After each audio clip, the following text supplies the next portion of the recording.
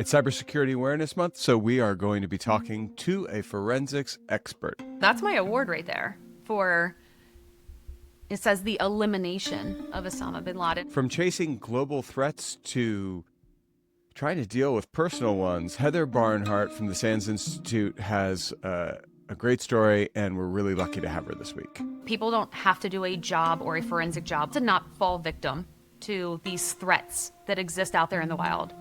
I'm Beau Friedlander, and this is What the Hack, the show that asks, in a world where your data is everywhere, how do you stay safe online?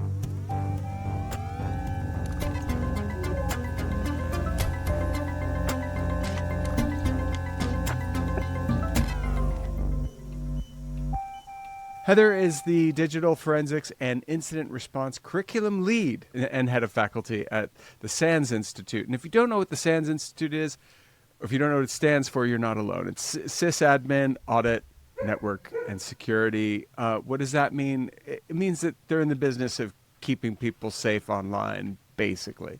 She's recognized for smartphone forensics for the most part, but also Windows forensics, and is just overall a person who can find things out in ways that would surprise you, which is what we're going to talk about today. Heather, welcome to the show. Thank you for having me. Well, I am beside myself, giddy, ready to get into this, because not everybody gets as geeky as I do about this stuff, but I really do care, and I'm fanning out a little bit right now. So thanks for joining us. To start, I would love if you could share the story of the anonymous online harassment you experienced early in your career and how that shifted your perception of personal safety and maybe also digital privacy. When Unknown Dialer came out, I believe that's the name of that Netflix documentary, correct? Where the mom was catfishing her own child and stalking her. It reminded me completely of that situation I had. I think I was 27 years old, and I was new to teaching with SANS. And when you're teaching, you provide a lot of test data, a lot of it. So right now on my desk, I have Androids, iPhones, you name it, and I'm constantly creating data sets with it. You don't think about your own personal information ending up in these data sets. So what happened? I was speaking at conferences. I was doing that circuit heavily. I was doing my SANS course. So my phone number was out there everywhere. So how this person got my number, I don't know. But it went through the Nimbuzz app, which is one of those apps where you can, in 30 seconds, become someone else with some fake phone number. There's no verification or validation. So Nimbuzz, that's come like sort of way back machine stuff. It's a relic of the messaging app world. Telegram, Signal, WhatsApp are probably the ones you'll recognize now, and those are the ones that work best now. But back in the day, Nimbuzz, that was the whiz bang that got you there quietly and hard to track. Exactly. Text messages started with weird comments about my feet. Now, here's a special fact for you. I am and I wear like a size shoe, so it's very weird. It looks like I walk on little pegs. I have really tiny Okay, that's small. feet. I don't know. I'm the It's opposite. small. My I'm feet I'm are the small. opposite, Heather. I'm and I wear a size shoe. I should be really See? tall. Yeah. My 8-year-old's foot is almost the size of mine. So it's just really odd. It looks like I should tip over. If you heard those bleeps, that's because that's personal data. You don't need to know our shoe sizes. Wherever we can, What the Hack doesn't share that kind of information. So I thought it was a joke. My male coworkers always joked with me, your feet are so small. You're weird. So you started to get texts about your feet, and at first you thought it was possibly someone who knew you because you think, in your opinion, you have unusual feet. And maybe the opinion of your colleagues, which maybe is something you should talk to HR about. But at any rate, we have the situation that's, I'm making a joke, but it's very serious. Somebody has started to reach out to you in a way that doesn't feel good. Did the texts stay just weird, or did they go dark? They went dark fairly quickly. Okay. I remember at one point they asked for a picture of my feet. Uh-huh. And I took a picture of my male coworker's feet, and the individual lost their mind in a text. How did they lose their mind? Like several texts, or like? Several texts in a row saying profanities, threatening me if I do that again, that they know where I am. They mentioned even the weather where I lived once. And was it correct? Yes. Okay, and was the weather not just regular weather? I mean, the weather's never No, it regular. was. I remember it specifically said something about it's chilly today in Washington, D.C. Hope you're keeping those feet warm. It was weird. It was Oh. always about the feet. Okay, But and it was so you're now dealing with someone like, at that point you were aware of the fact that you were dealing with a person who was unwell. exactly, and knew where I was. Yep. And so what was the next thing that happened? I reached out to Nimbus. Once I got to the point where the messaging went even darker and said that they were going to wash and worship my feet, whether they were attached to my body or not. Okay, I stop right there. I'm now in the Silence of the Lambs, and I am completely finished. And that's where it's not a joke. Like, it's not funny anymore. It's not male coworkers. We used to prank each other all the time. It's not a prank. Now it's a really creepy thing. And I reached out and they wouldn't help me. They said, you just have to block that number. They would not tell me where this person registered from, their name, their real phone number. None of that was provided to me. It was just block them and good luck. All right, now, from where I'm standing, that is not a great answer. What do you know about Nimbuzz? I mean, is that just that doesn't seem like a great practice for a company to have, with regard to, there are different kinds of exposure, and when you're talking about somebody who works at a government level, it actually should carry some more weight, and it didn't. What did you dig in to find out more about Nimbuzz, or did you just leave it there? I worked Nimbuzz as a forensic examiner just to see what's possible to be there. But without someone else's device, you can't really prove anything. From my device, you could see the messages. Great. But there was no way without server data and cloud logs to trace that back. But also go back in time. This was 2007 or 2008 when this was happening.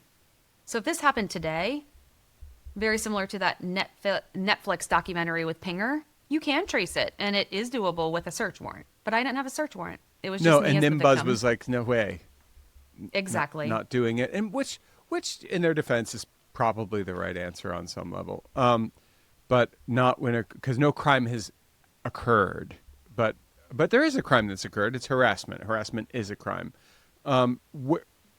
Where did you go from there? Were you able to? Did you have to just drop it? I mean, you blocked the phone number. What happened?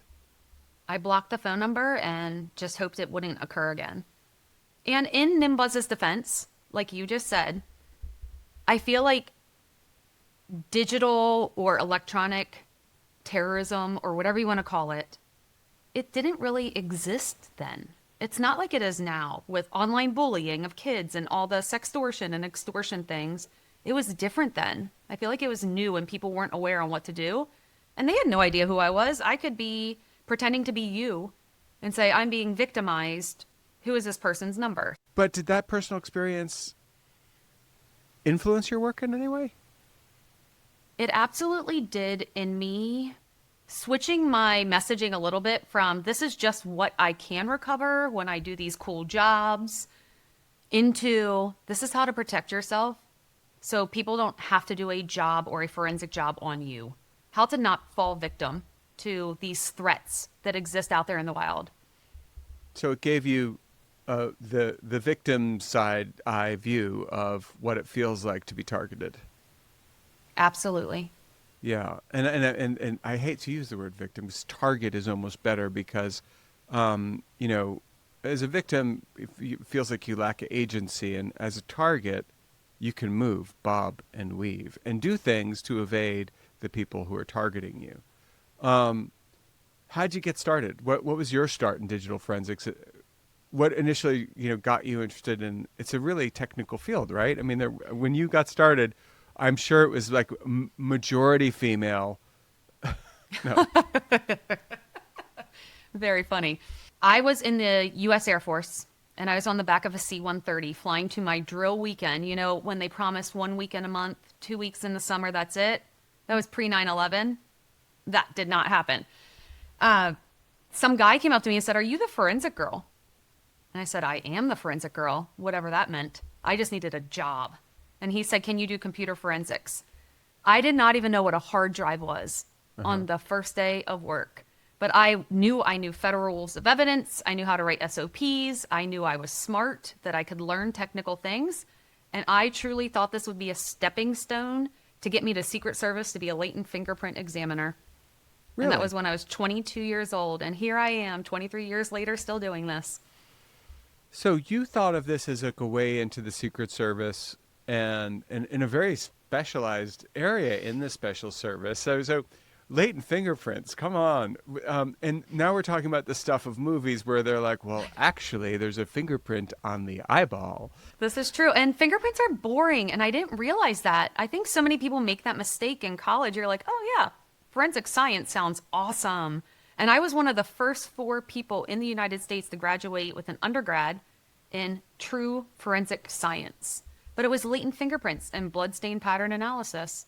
I've never done that a day in my life other than college. No, but I wonder, is the underlying principles of studying a crime scene and finding evidence probably is the same in the digital world and in the world of splattered blood and latent fingerprints on things that you wouldn't think you'd be able to find a fingerprint on. Absolutely. And that's how I got the job. I explained to them, I know rules of evidence. And I tried to spin myself as, I'm young, you can train me to do anything, but I can train your department how to properly handle evidence at crime scenes or search warrants. And that was the initial thing they brought me in for. Write our standard operating procedures, Heather. Show us what we should be doing.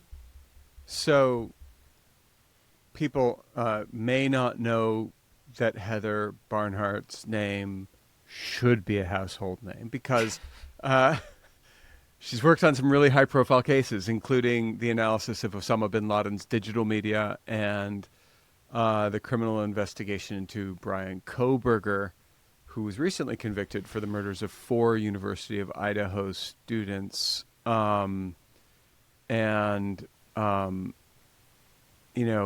backstory for the Kohberger investigation is really interesting to me. I want to get into that in a second, but overall, including the Bin Laden work and Kohberger and in general, what led you to that work, how has the role of digital forensics fundamentally changed in law enforcement over, say, the last decade? Because it has. Yes, it changes. Digital forensics changes every single day. We have to adapt and adjust and pivot. And that's one of the reasons I love it. It is like doing an ultimate jigsaw puzzle every single day. You learn something new. You can't find a missing piece. That's just how my brain works. But encryption, always a hurdle. So obviously, as people who want privacy, you want data to be encrypted. Right. So getting access to that when something bad happens is a hurdle.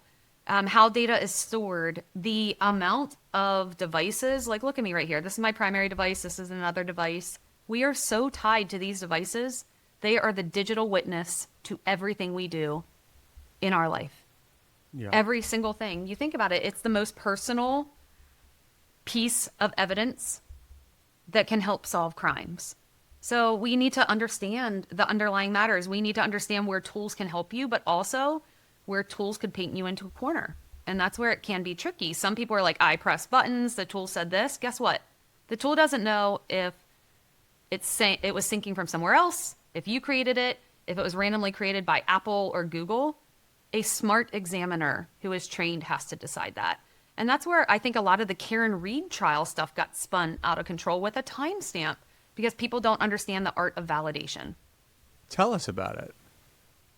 I want to understand. I'm really passionate about this one. But I want to hear because, this is fascinating stuff, and I think for all of our aspiring criminals, they're going to want to understand how to not get caught. I'm kidding. And if you're out there listening, because I know you're out there listening, so that you can be better at getting away with whatever it is you think you're getting away with, just stop listening. This is not for you.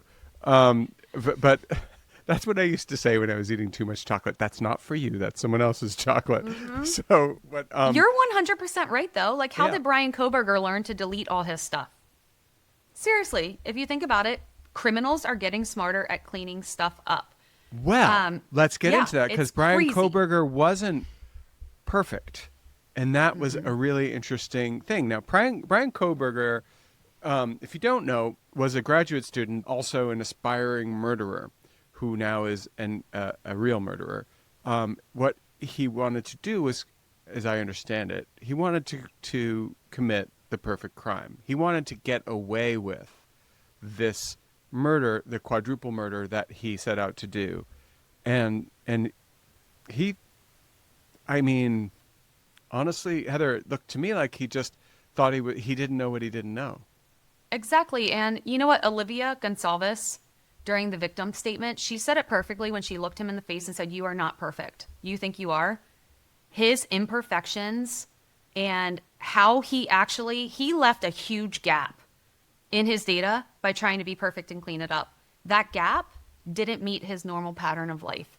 He turned his phone off, right? He turned his phone off. Yeah, he turned his phone off, but he also, on his PC, he deleted data all the way back to October 12th, which makes me think that's where he did his research on the victims.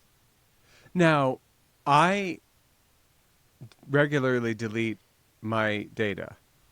I know that my ISP knows what I'm doing, but the regular person in my devices doesn't. And as a forensics person, do you have access to information that has been deleted, say, on a local device that has downloaded information from nodes elsewhere? Potentially. So it depends on time to evidence, and this is huge here. With Brian Kohberger, I think it took 47 days to identify who he was and get his devices. And they identified him not by digital, but by DNA, correct? DNA, and then the car, I believe, would have been second. Yeah. His car would have been the second thing. The digital, I think, is what put the nail in the coffin for him.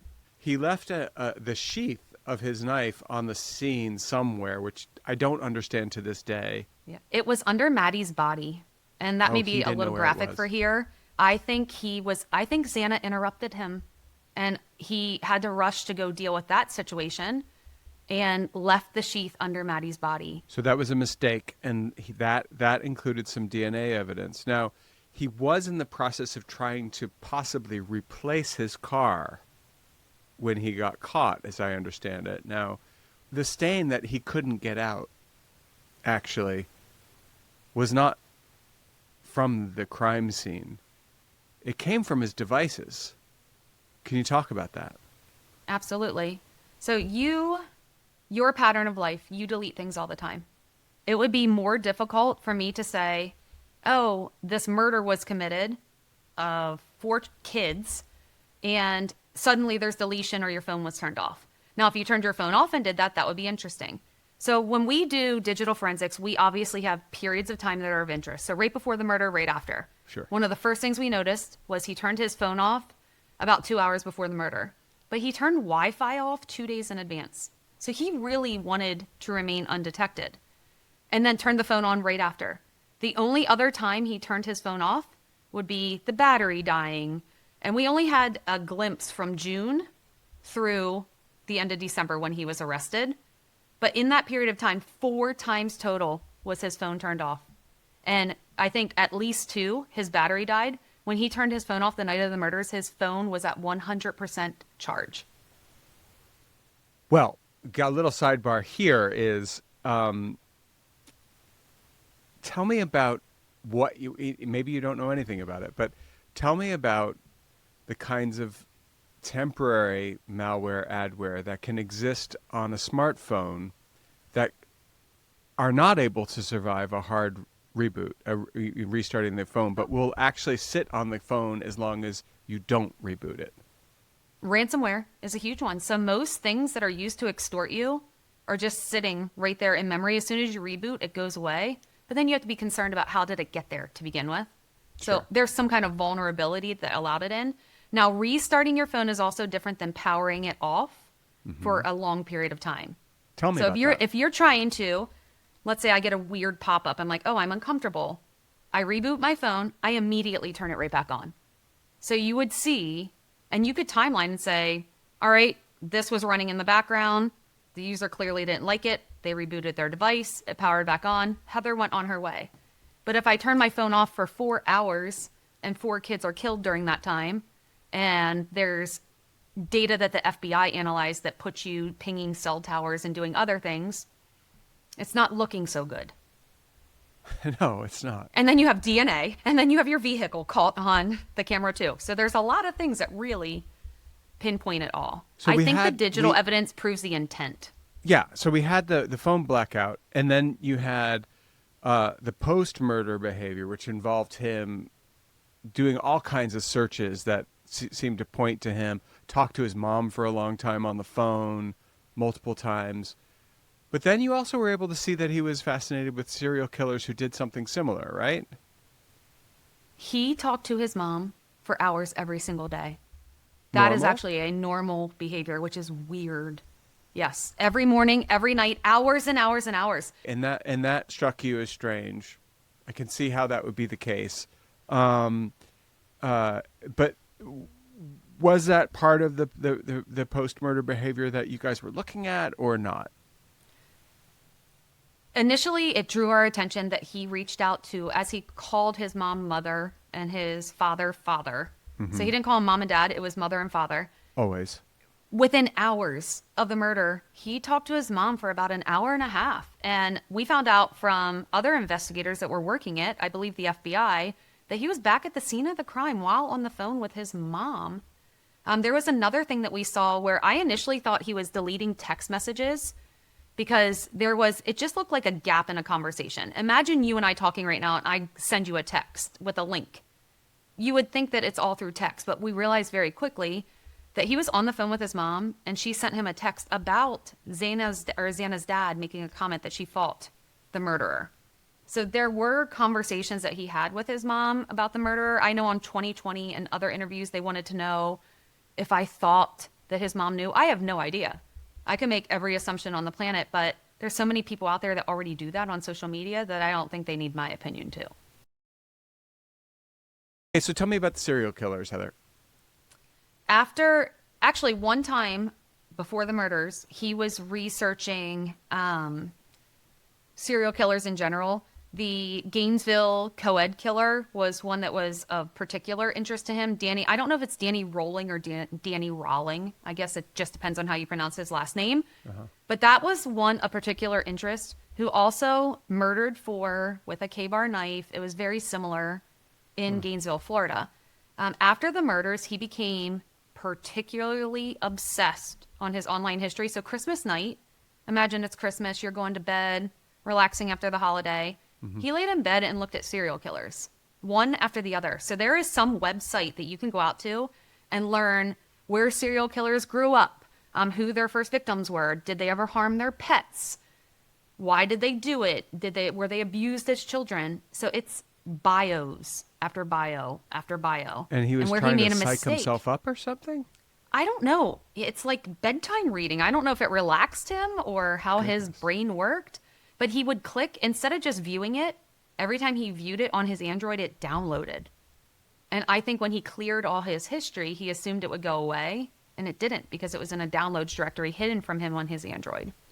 Does iOS work the same way? It does. Good to know. We're going to get into how to make all that go away at the end of the show. But no, so we're not, because if you're listening to this for the wrong reasons, screw off. All right. So the other question I have in this world is like, what exactly did you do on the Osama bin Laden digital media, and what did you have access to? What were you looking at? That's a good question. So Are that you allowed is to my talk about award. it? Yeah, that's my award right there for, it says the elimination of Osama bin Laden. It makes me feel very important. And I have a little coin that's on my coin holder over there that has a little star in a circle of Pakistan. And that's it. It's just like the star where he was when SEAL Team 6 went in and eliminated him. I worked bin Laden for 5 quiet years. So obviously I worked in a classified environment. You can't talk about it. You just research everything you can about how they walk, where they are. Can you find locations? Can you provide that back to the military and intelligence agencies on where we thought he was, who he was training, any potential threats that were coming to the United States or anywhere else in the world? But it was a silent mission that I truly thought would go nowhere. I never thought they would find him. because it just seemed like it was dead ends all the time. But I will never forget standing in, I had a really little house at the time in Tysons Corner, Virginia, and I was walking down my hallway and I heard on the news, Osama Bin Laden has been killed. And I came running out. It felt like risky business, like sliding on the floor, Oh my gosh. sliding in my socks, and my phone rang. And I was like, no way. I'm going to get to touch this media. And I went into work and I worked all night long, and I was primarily responsible for his phones. He had multiple phones, and just going through all the decoding and making sense of it and sending intel reports out. But I think the reason this case became declassified was as quickly as we were seeing it, CNN was reporting it, which blew my mind. I was like, how is this possible? We're all locked in these classified caves doing this information. But it was immediately. The media had all the information so quickly. How? It was wild to me. I have no idea. Clearly, someone was saying something is the way it seems to have been. But you were presumably looking at this data in a skiff or something. Yes. Now, how many phones did he have? I don't know how many he had in total. I saw 5. Jeez.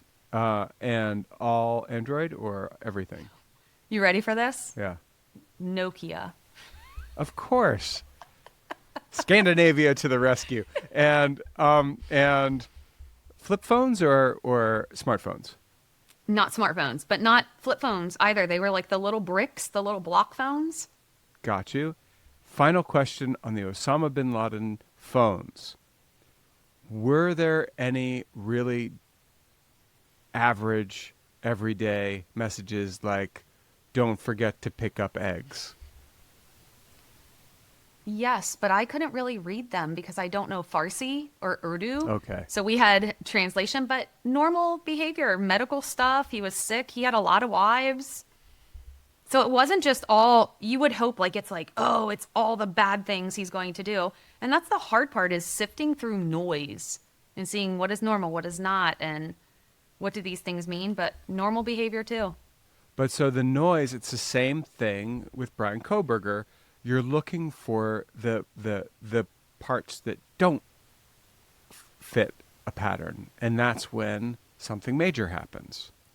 And Brian Kohberger is a strange bird in the fact that he almost had no noise. He had no friends, truly no friends. He talked to mother and father. He had a few, through Washington State University, like a group chat that he just seemed to lurk in. No friends, no text messages, no calls to other people. He was an isolated being. It was creepy to watch his stuff. And you know what? Or work his stuff. My son said to me, my husband and I, we have 4 kids blended from 8 to 13. So cybersecurity, their lives are wrecked because we're always threatening them of the worst because we've seen really bad things. Yes, of but course. my son said to me, he was like, Mom, what if you testify in this trial and the jury doesn't find him guilty and he comes here and gets you? I was like, it never crossed my mind. But it made me a little bit afraid. Like, holy cow, should I even take cases like this? Do I want to help? Do I want to be involved? Because what if that does happen? Well, there are, you know where I work. So there are ways to make that a lot harder to have it happen. And we can talk about that offline. But the answer is you can be unfindable, and you know that. And sometimes harder, sometimes easier, but it's doable. You're one of the leading experts in smartphone forensics. So what are the key challenges investigators face today when trying to acquire, decode, and interpret data from encrypted apps? Because you talked about it, you touched on it, but what's the big problem set these days? I think the biggest issue is not getting to the Android or iPhone soon enough, and the device is overwriting the data on behalf of the user. So the purging, that makes it really, really hard. And there's nothing we can do about that. Unless Google and Apple stop that, which they're not going to because of user privacy, that is the hardest thing. The tools are expensive. That's another one that we hear all the time. But if you want full file system access, which means all the files off the device, you need that. But so Like, you can't just you do it deal for with a free. recency problem. You have to be. It does have the investigation needs to be happen in a timely way within kind of eye shot of an event. It does. Otherwise, you'll lose everything that's deleted, a lot of location artifacts that can really help you. And if you're working malware, there's a file, the privacy dashboard on Android, it lasts 24 hours only. Every 24 hours, it's overwritten. But that thing would tell you everything you need to know about camera, microphone, and location. Perfect for stalkerware. Okay. How is I think going back to your origin story with the person who targeted you using Nimbuzz, how is AI application making cybercrime even harder to sort through the noise? AI makes, all right, here's a good analogy that I heard. Someone said that AI throws hay on a haystack. We as examiners are always told you have to find the needle in the haystack. So when AI is throwing hay on it, it makes it really, really difficult. Where AI, I think, is scarier because tools are getting better at saying, okay, is this AI or real? Yeah. The tools are helping us with that. The different generations are being targeted. So the victimology and the amount of victims, it's through the roof and out of control, from teenagers with sextortion to our parents' generations with AI deepfake scams, stealing all their retirement, which is awful. That is running rampant now. And romance scams. And the romance scams of like our typical generation. You mentioned your children, and you mentioned sextortion. And children and sextortion, sadly, go hand in hand these days. Because younger people do not know how to navigate that kind of situation. They're already addled by their hormones, and now somebody has figured out a way to weaponize that against them for money. What are the biggest cyber risks that the different generations face? We know what kids are looking at.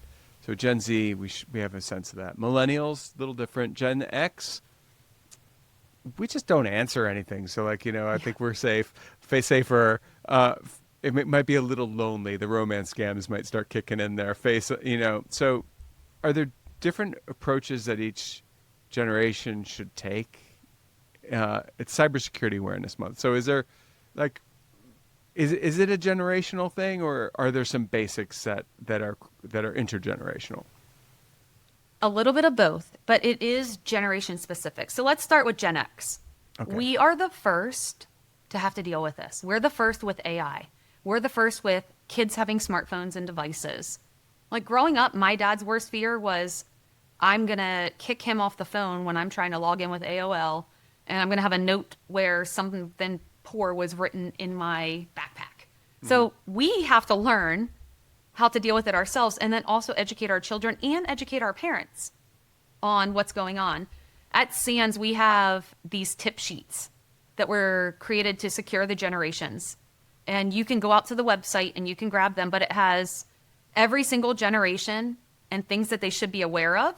Also kind of the tech knowledge that generation should have. And it just reminds you on what they learned on and what they think is possible.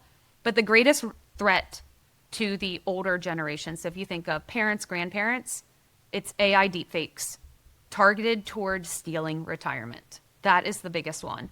Yeah. They will be a familiar voice. The Microsoft one is so sad. Like Microsoft needs to remote into your system and help you with something. There are so many people that I know, even my age, that are falling for that Microsoft scam. And they're going and finding your financial apps or your financial your credentials and going in and emptying out your accounts. Absolutely. A Gen X threat that is coming out a lot, other than the sextortion emails saying, hey, I have a remote access tool. Anytime you see RAT or remote access tool installed on your computer, it's fake. Just delete the message and ignore them. 100%. And buy. And if anyone ever wants access to your computer and it's not me, because I don't care, honestly. I'm not going to help you either. No, but seriously, it's just a no. I don't even understand. I think if a cybersecurity person were to be able to just pass a unilateral federal law, outlawing rats might be the one that I'd pick. Absolutely. Go to a Absolutely. store. If you really have that kind of problem, like go to Yep. a store. Yep. Another one that's happening with Generation X and even a little bit of the millennials is your data has been breached. Provide us with your financial information, your social security number, where you live, all this personal information so we can protect you.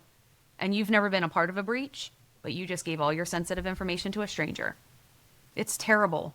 Well, the funny thing is, among data brokers that sell, the people finder sites that we deal with, some companies use blind opt-outs. We don't, but some companies do. And what that does is it sends out a blanket, this person doesn't want to be in your database. Mm-hmm. But what that does is it sends your information out to a lot of people, right? And I think like there's just got to be some basic rules of the road, which is if you have a choice between providing your data and not providing your data. A classic example is at the doctor's office where you're asked for your social security number. The answer is no. Mm-hmm. They need it to bill you. They need it just in case your insurance company doesn't pay.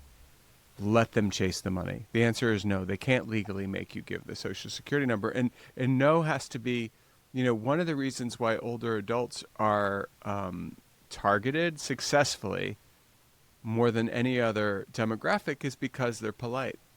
That is true. They don't Yep. want to say no. Mm-hmm. They have manners. Has your career and personal experience with harassment shaped the way you approach safety online for yourself and your family? Absolutely. And so I have social media buckets. People ask all the time, is it safe for me to post pictures of my kids? What if AI is used to make harmful pictures of them? And it could be. If I am on LinkedIn, I use that professionally. Yeah. So I try to keep my kids and my personal life off LinkedIn as much as possible.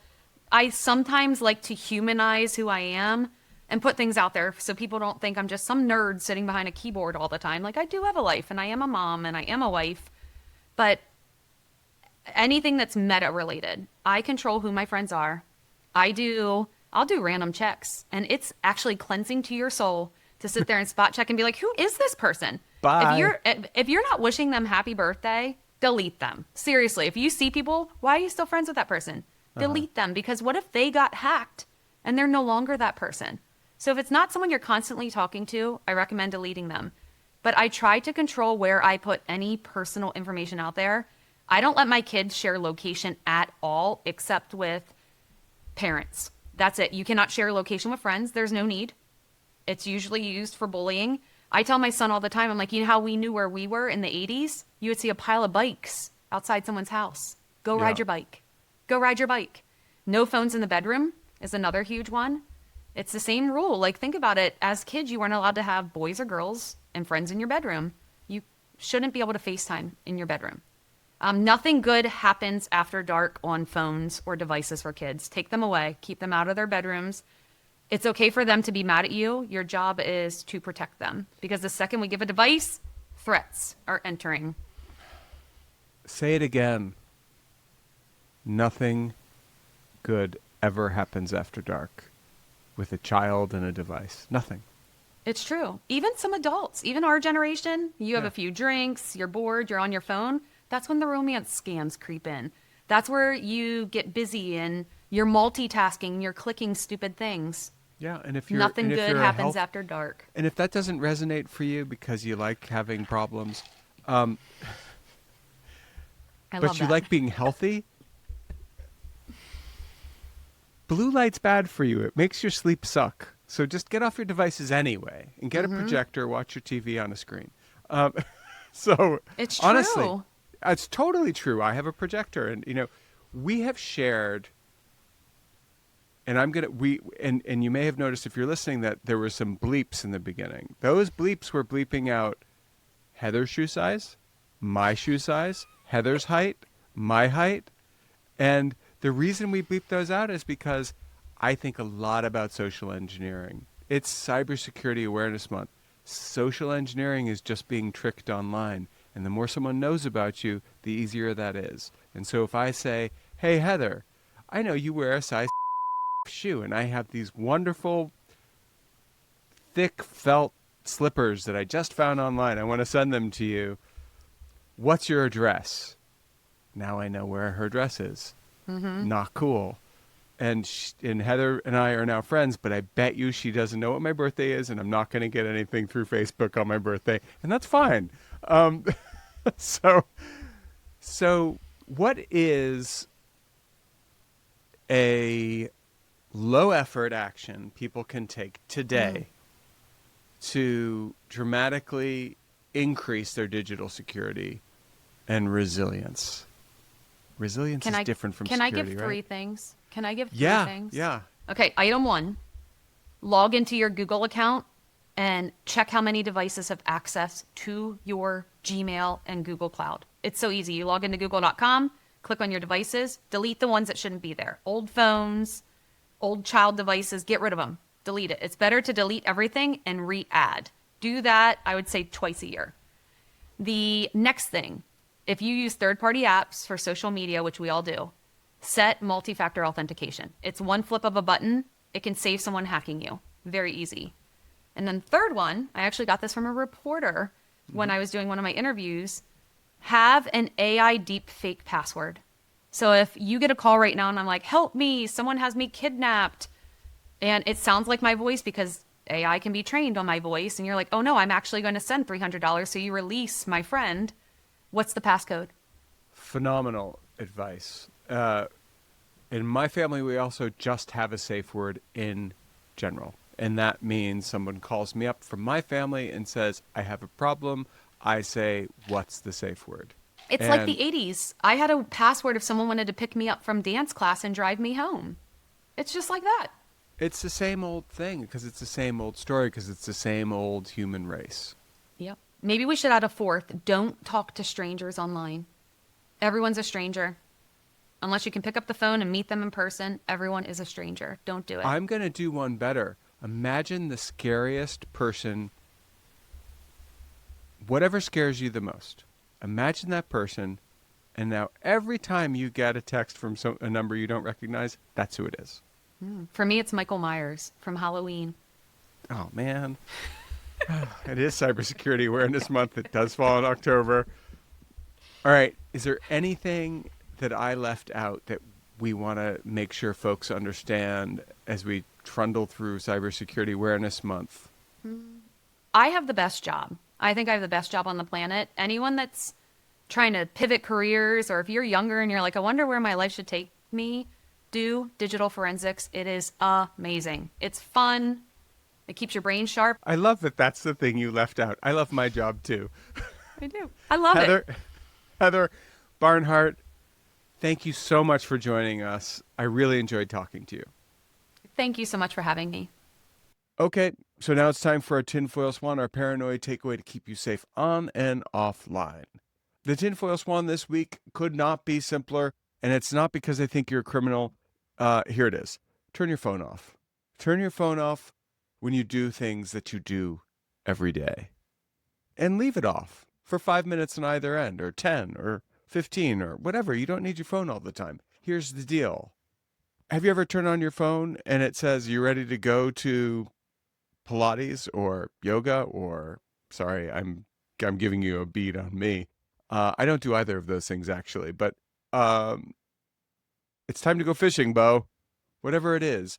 The reason it's doing that is because your phone knows where you're going, because your internet service provider knows where you're going. And that's not cool. And there's a way around it if you're not a criminal. If you're a criminal, leave your phone on because we all want to know where you're going. But if you're just a normal person who doesn't want to share information with ISPs and through them advertisers about what you do and when you do it, the easiest way to do that is to change up your game. Turn your phone off every once in a while. Remember that everything you do is tracked. That device that we all carry in our pockets, our phones, it's haunted. It's super haunted. And it's not, the fun ghosts from Halloween. It's the weird ones.